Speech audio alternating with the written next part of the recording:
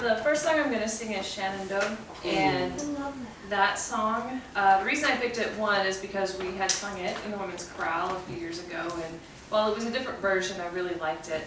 But the second reason I've chosen to sing it is because I am a member of the Historic Riverboat Preservation Society, and we are trying to save the Goldenrod Showboat. Yay. And it's very personal to me. That was my first job, and it was on the Missouri River, which just talks about the wide Missouri. And I kind of have this little fantasy about when we get her restored and everything, singing on her stage and singing Shenandoah. So every time I sing this song, I think of back when I used to work on the boat, when she was in her glory, and looking out the windows at the Missouri River, and kind of fantasizing about Tom and Hug floating down the river, you know. So that's why I've chosen this, and I would like to dedicate it to all of the volunteers that are working very hard to save the Goldenrod Showboat.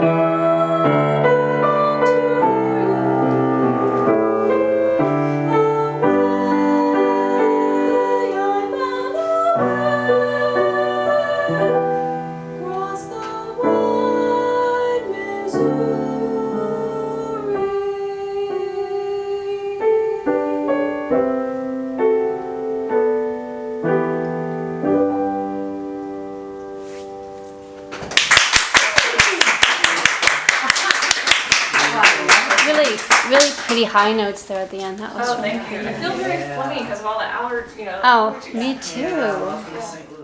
So, how many of you are familiar with Tom Riddle's story and how he came to be?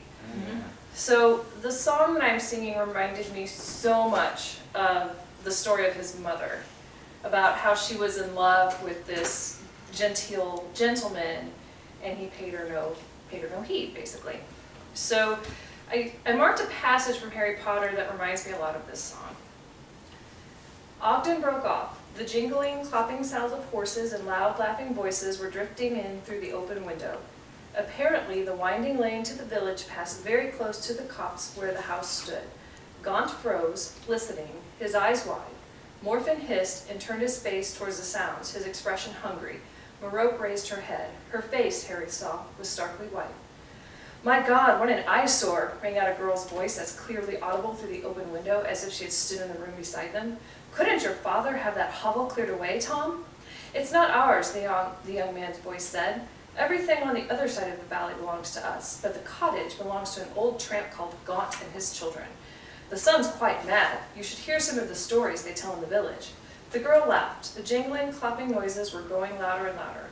Morphin made to get out of his armchair. "Keep your seat," said his father warningly in parcel tone. "Tom," said the girl's voice again, now so close they were clearly right beside the house. "I might be wrong, but has somebody nailed a snake to the door?" "Good Lord, you're right," said the man's voice. "That'll be the son. I told you he's not right in the head. Don't look at it, Celia, darling." The jingling and clopping sounds were now growing fainter again. "Darling," whispered Morford in Parseltongue, looking at his sister. "Darling," he called her, so he wouldn't have you anyway. And this song is called "Lass from the Low Country."